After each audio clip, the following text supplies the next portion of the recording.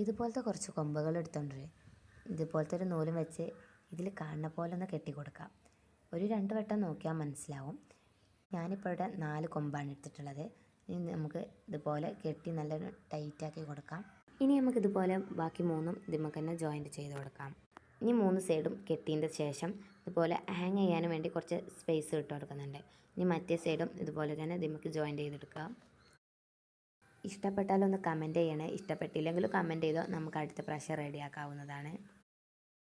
ഇനി നമുക്ക് ഇതുപോലത്തെ റിബൺ വെച്ചിട്ട് ബോ ഉണ്ടാക്കിയെടുക്കാം. നിങ്ങൾക്ക് ഇഷ്ടമുള്ള മെത്തേഡ് യൂസ് ചെയ്ത് ഉണ്ടാക്കാം. ഞാനിപ്പോൾ ഒരു 4 ബോ ആണ് ഉണ്ടാക്കി കൊടുക്കുന്നത്. അപ്പോൾ ഇന്ന് സിമ്പിളായിട്ടുള്ള മെത്തേഡാണ് യൂസ് ചെയ്യുന്നത്. പിൻട്രസ്റ്റിൽ ഞാൻ കുറേ നോക്കി, എനിക്ക് ഏറ്റവും സിമ്പിളായിട്ട് തോന്നിയത് ഇതാണ്. ഇനി ബോ ഉണ്ടാക്കാൻ അറിയാത്തവർ ഇതിൽ നോക്കിയിട്ട് ഒന്ന് ഉണ്ടാക്കിയാൽ മതി. വേറെ കുറേ ഞാൻ പിൻട്രസ്റ്റിൽ കണ്ടിരുന്നു, പക്ഷെ ഒക്കെ ടഫാണ്. ഇത് മാത്രം ഒരു സിമ്പിളായി തോന്നിയത്. നമുക്കിത് ടൈറ്റൊക്കെ ആക്കി കൊടുക്കാം. നമുക്ക് ഇതുപോലത്തെ 4 വേണ്ടത്. അപ്പം ഞാനിവിടെ 4 ഉണ്ടാക്കി എടുക്കുന്നുണ്ട്. ഇനി നമുക്കിതിൻ്റെ എൻഡൊക്കെ ഒന്ന് കട്ട് ചെയ്തതിന് ശേഷം ലൈറ്റർ വെച്ചിട്ടൊന്ന് ചൂടാക്കി കൊടുക്കുന്നുണ്ട്. നമ്മൾ നൂല് വലിഞ്ഞ് പോരാതെക്കാൻ വേണ്ടിയിട്ടാണ് ചെയ്യുന്നത്.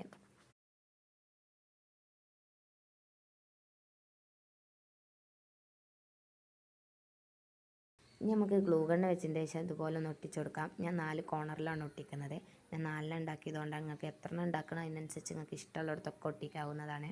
ഇനി നമുക്ക് ഇതാണ് ഇതിൻ്റെ ലുക്ക് വരുന്നത്. അപ്പോൾ നമുക്ക് ഇതിൻ്റെ ഫൈനൽ ലുക്ക് കണ്ട് ഞാനൊന്ന് ഹാങ് ചെയ്തതിന് ശേഷം ക്രാബുകളൊക്കെ വെച്ചെടുക്കുന്നുണ്ട്. ഇതാണ് ഫൈനൽ ലുക്ക്. അപ്പോൾ അടുത്ത വീഡിയോയിൽ കാണാം. ബായ്.